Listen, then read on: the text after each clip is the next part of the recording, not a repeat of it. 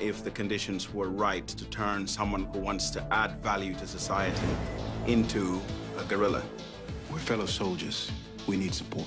What is fair action? What is democratic action? That's at the center of guerrilla. It's a question that keeps coming up. This is where the fight is. In our streets, in our towns. I want to be black for a cause. Guerrilla looks at the freedom movement in 1970s England. The establishment uses the color of authority to keep us down. And at the time, the word black meant anyone who wasn't white. So you had people from India, Pakistan who'd come to England as well. They said, this is your home country. Please come and be at home. Of course, when they got there, that wasn't the case. I volunteered teaching literature to incarcerated men as part of the prison reform movement. So you're a troublemaker. Marcus Hill is the son of immigrants who works as a teacher.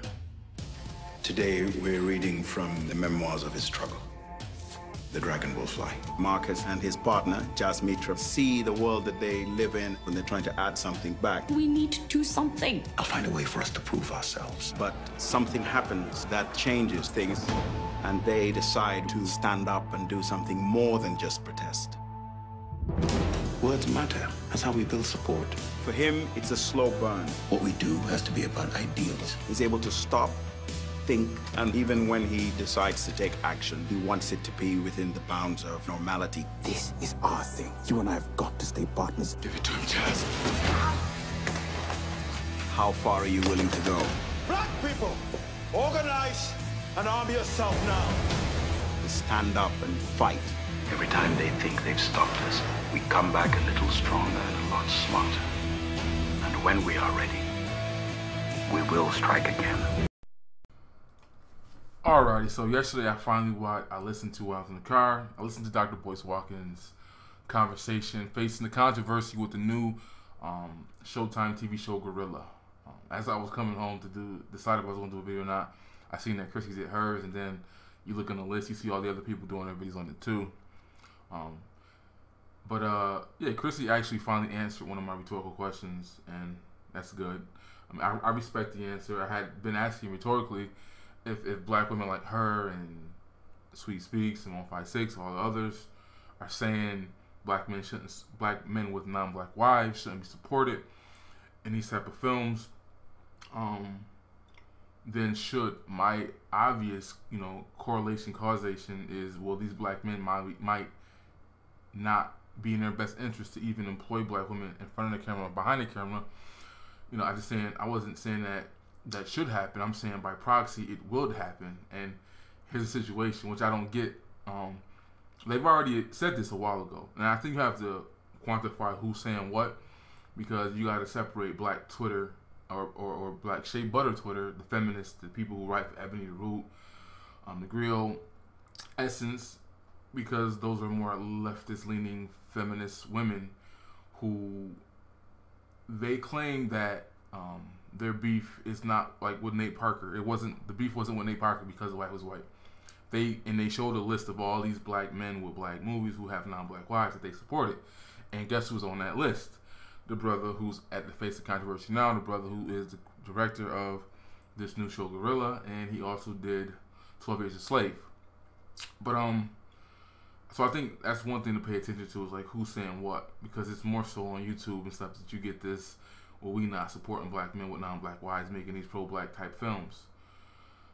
And I have heard that, like I mentioned that in one of my videos about Blackish, that I was in a post where it wasn't a bunch of liberal women either. It was more independent thinking black women, and they were saying the same thing about, particularly they were talking about Jordan Peele.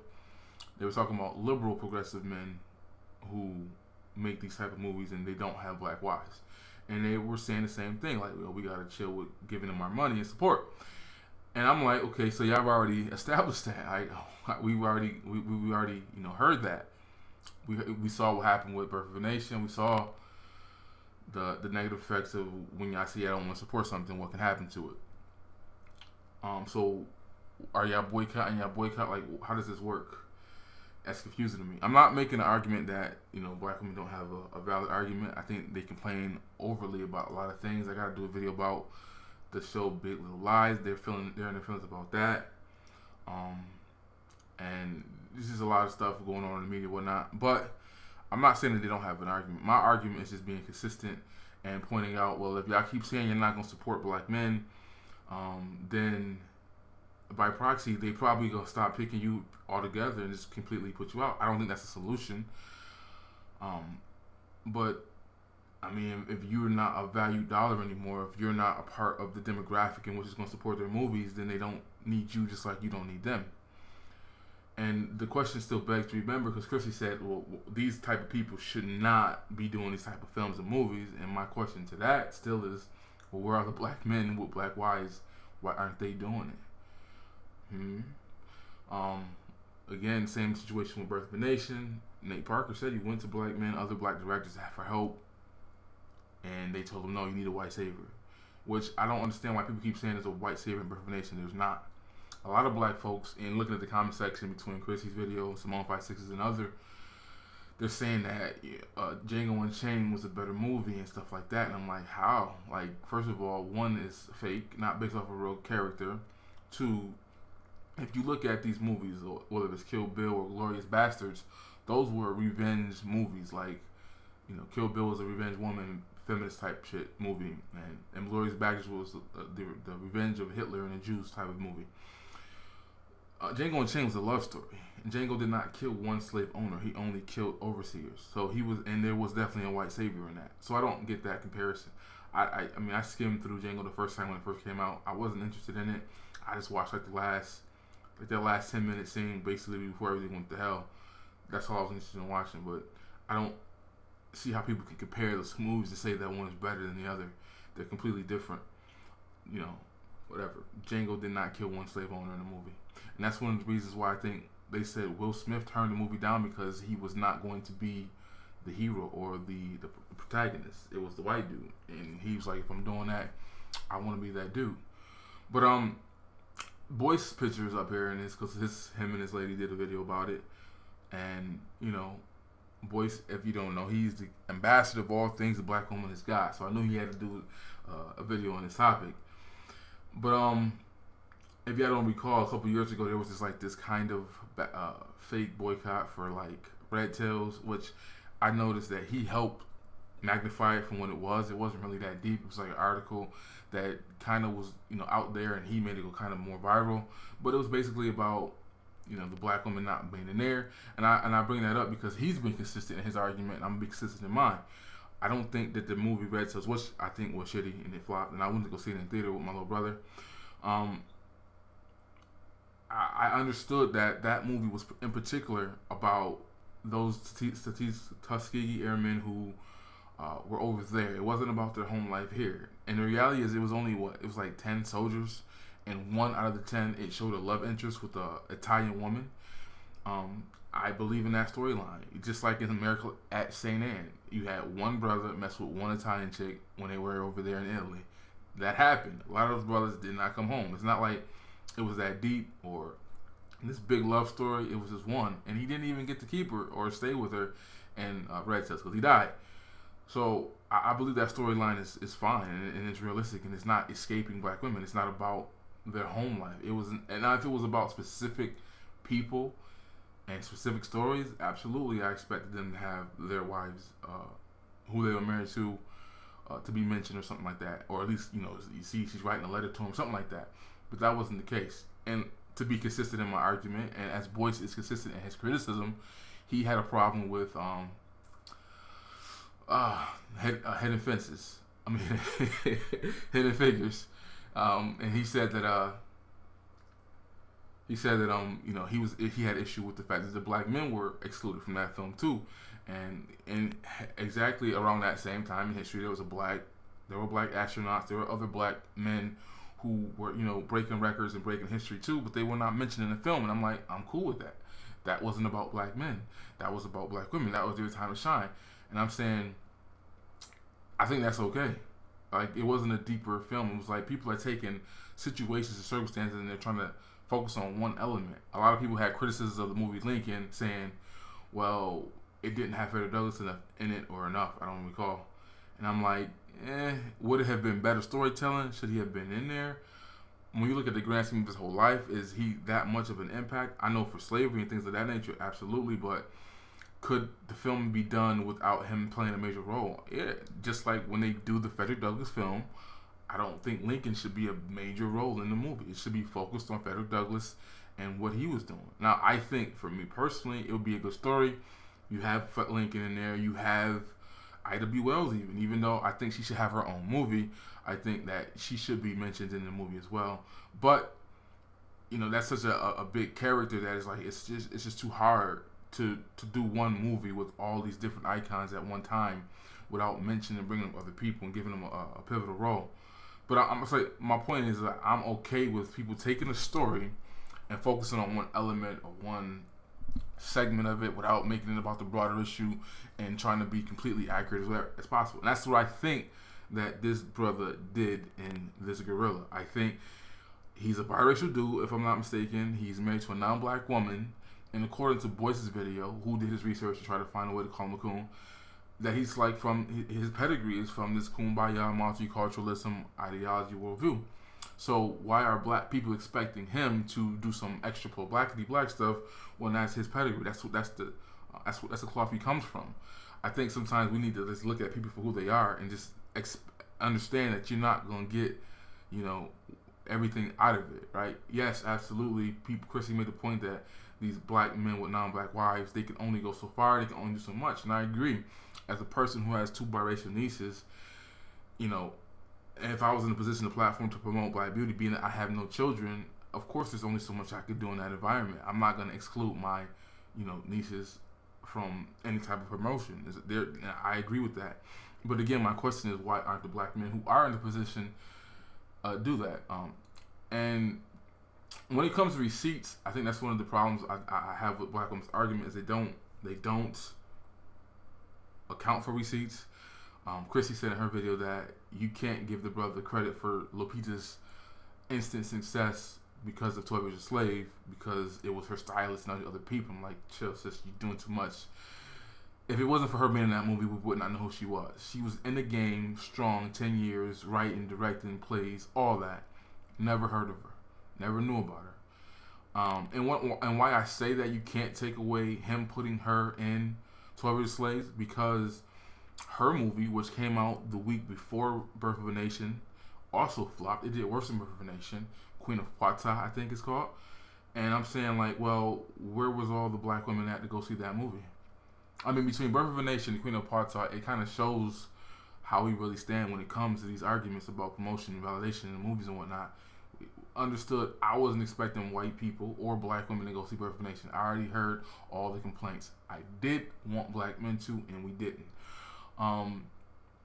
As far as Queen of Pata, I was hoping to see that black women at least go out there and support that. I mean, this is her debut breakout role where she's, you know, she's not a voiceover in a real big action movie. She's not, you know, an alien in a costume. You know, she's not a slave either. You know, this is her role. This is her opportunity to show her chops as an actor, and we didn't go watch it. So I guess it is what it is. You know, we pick and choose when we want to complain about some of these things. But the sister, back to receipts, the sister had made a point too about the situation with Kanye West. And that's the argument that I've been trying to be consistent in making too, is that, well, if y'all keep saying we're not going to support, we're not going to support, we're not going to support, and then when these men be like, all right, you know, or when you take a situation like Kanye West, who I've said, you know, he doesn't have a black wife, he has a mixed race daughter, and what if he did purposely use his casting call to do that? I don't believe that, but black women ain't letting him go with that. Even this sister here used that as an example and said, you know, woe is me, he tried to exclude black women. And I'm like, be that as it may, even if that was the case, can you not look at his receipts? Can you not look at the reality that him just being in fashion, period, even though his clothes are trash and I don't think it's going to pop off, just him being around there and being in that environment, other black women get to eat behind the scenes and in front of the camera. Just for him being there.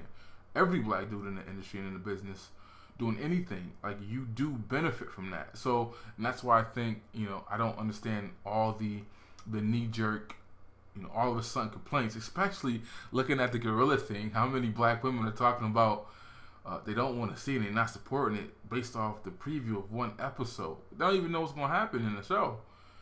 and they're already in their feelings talking about, no, we got to boycott these black men. And like somehow these small, segments of brothers get a representation of all of us. Again, Sart had pointed out too, a lot of these women only focus on the negative. They never focus on the positive. They never look at the situations where black men put people on, look at don't say it wrong again, fences. Viola Davis, she's been in the media complaining about not having this opportunity, not having the opportunity. A lot of black women kind of were mad when Denzel said, it's not about you being Darcy, and sometimes that y'all not good enough. And yet he chose Viola Davis to be his lead in that movie. Now, one of the criticisms of this movie too is that this TV show, Guerrilla, is that the main character, the only prominent role for a black woman, is a snitch. And I'm like, y'all really can't be mad at that. Like, that's one thing I think we go too far with too. I remember black women were upset with Michael Ealy movies because they didn't like him. They felt he was being typecasted into the crazy light-skinned dude. And I'm like, he's actually kind of good at it. Like, when we go that far, I think it's just silly when because you fall in love with a character so much and you don't want to see him in a certain role. I'm like, they gotta act, man. That's their job. And he's actually good at playing that psycho type dude. He did it on the movie where he was under the bed. He did it in the TV show. I forgot the serial killer TV show, and I think he did another movie where he was that character as well. He's good at it. So it's like you have to even take account for that. It's like, y'all gonna not watch the movie because of that character role. But when you look at Viola Davis and her role and what she had to do to finally get to where she's at, like, she took criticism from The Help, which I would not watch and I'm not going to. But I watched that interview with her and Octavia Spencer and Travis Smiley grilling her, talking about you shouldn't have took the role and you owe black people. And I'm like, and their response was like, yo, you can't tell me how to eat. You don't tell lawyers what clients not to defend or who not to support. So you're not gonna tell me as an actress who already has it hard in the game what roles I shouldn't take. The reality is, if we don't want to see that, don't go see it. And I haven't seen it. No need for a boycott or anything like that. It's just don't go watch it if you don't want to watch it. And I don't understand the black women constantly reminding us that they're boycotting when they've already told us this a long time ago, and we already established that. You're boycotting, you boycott. Okay, cool. But, what is it? One thing I would have liked from the video between Boyce and this lady, because her name is Miss Hollywood, and she is deep involved in Hollywood, I guess, in some capacity.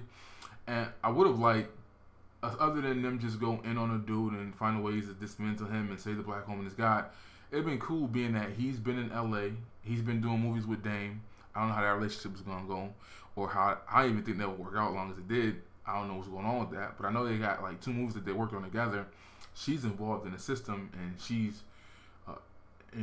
into Hollywood or whatever. And she said herself that 90% of the roles are not meant for black women or black people in general. So I'm like, well, you two, why aren't you bumping heads and putting some solutions out there? Because Boyce is always talking about not going into someone else's house and changing the furniture. And so I'm like, it would have been cool to see, like, what type of plans, what you and her are going to do together to, fix that issue, right? Instead of complaining about it, y'all both in a position to do something about it. What are the solutions to it at? I would have liked to at least get that out of it, other than, finding ways to look at this dude and be like, yeah, I just take the brand for who he is. He comes from that pedigree of kumbaya multiculturalism. He's not in a relationship with a black woman, and he chose to use his platform to tell a story with his rainbow tinted colored glasses. That's what he chose to do. Do I understand the complaints? Yes, I'm not making an argument saying that it isn't a valid complaint.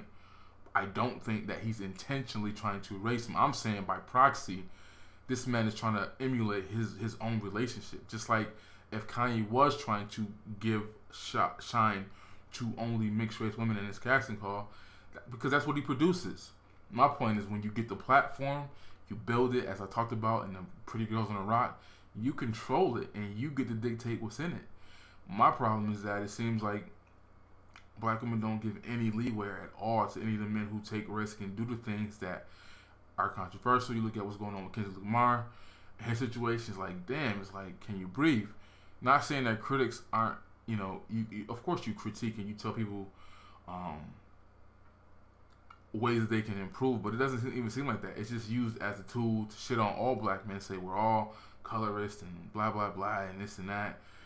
And I'm like, ooh. Now, there's an article I just read, too, because I'm trying to point out how you have to separate who's saying what, because Shea Butter Twitter feminists are saying different things than a lot of the black women on Facebook, and some movies do get a pass, right? Even though they're saying we're not supporting these black men, lots of black women saw Get Out and they supported it, even though the director is biracial and he got a white wife, just like this director of this show is biracial and he got an Asian wife, I think, or Indian, I forgot.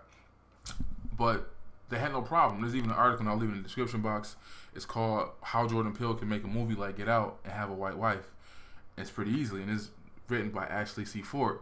I'll leave a link to her article, but they'll pick and choose when they want to not support that dude in that situation and when they don't. All right? So, I don't know.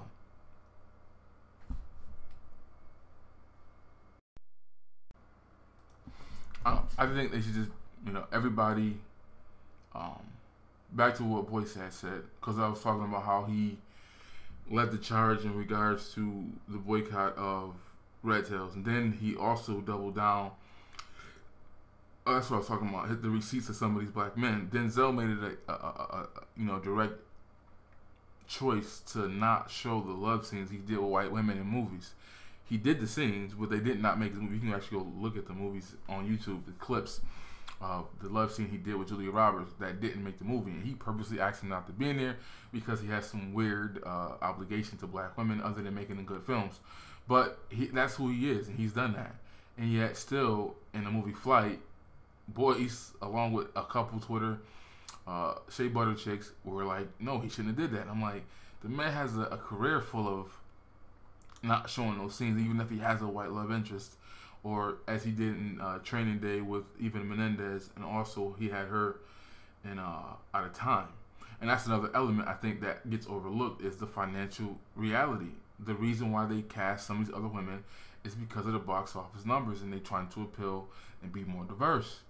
It's just a reality. I don't understand how you can't comprehend that. Like, you want people, Simone 56 brought up Hitch, and I'm like, yo, like, Will Smith said that when he was looking for advertisers and people trying to make money, because that's the whole point of the film. It's not just to make people feel good and laugh.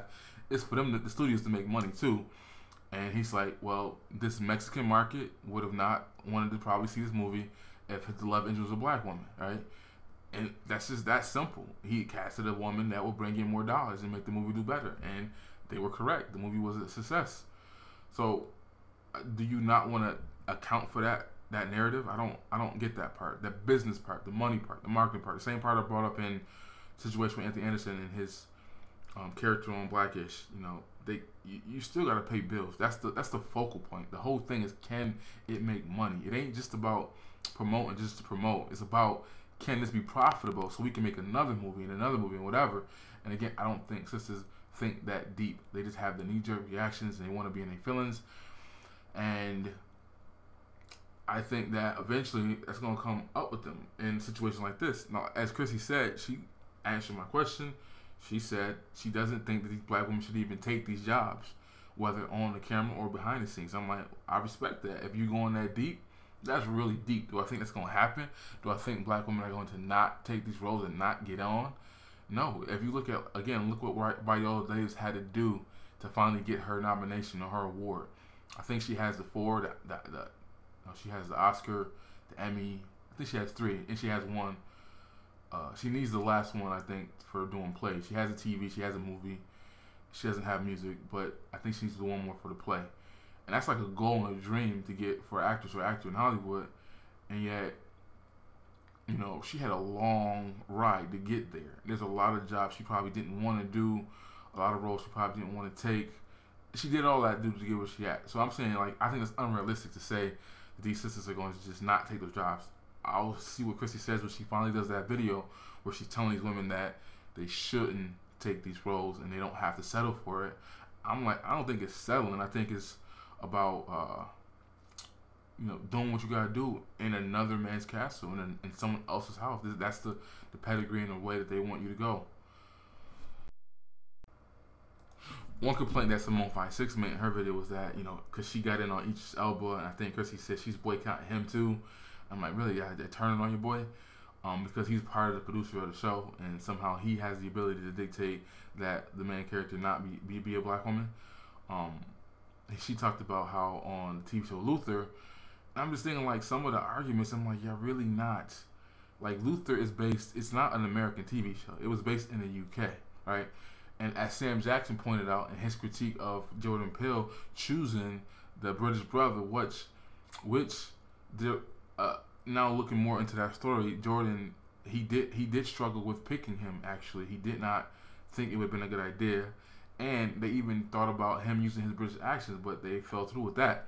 So even Jordan Peele knew that it would be problematic picking a British actor to do that role, but he said that he came in, he competed, and he won, right? And that's the element I look at it from as a capitalist free market person. Like, it's all a competition.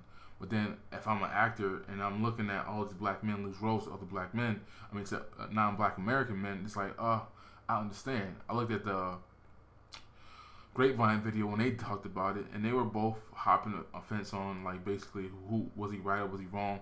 They said that this was a wrong move for him to do that in. They also brought up the fact that sometimes these dudes only complain when it's a successful film, and I agree. That's the same thing that black women do. They only complain about certain elements when it gets a lot of shine and a lot of spotlight and it's successful. Like I said earlier, they're complaining about the TV show Big Little Lies because of a situation. I'll talk about that later. But they also complained about, Girls, which was Lena Dunham's show, and the first season didn't have any black girls. But then they finally get Issa Rae's show, and it's like they're happy, they're into it, and it's like they can't, take their wins when they get them, and they complain about the L's when it's not even directed at them. Even the TV show Girlfriends, all black cast, successful, 2 biracial women, 2 black women. It popped off for 6-7 seasons. But so it's like I don't get the complaints. Like, you have lanes that where you're supposed to be at, and that represents you, and then you don't. That's just the way it goes. But it seems like they want more. The lady said that 90% of the roles are not made for black people, period, at all. Now, are you trying to say you want to hold black men to a higher standard? I can actually understand that. But again, look at who the black man is. Look at his family life. Look at his pedigree. Look at where he was educated. Look at his worldview.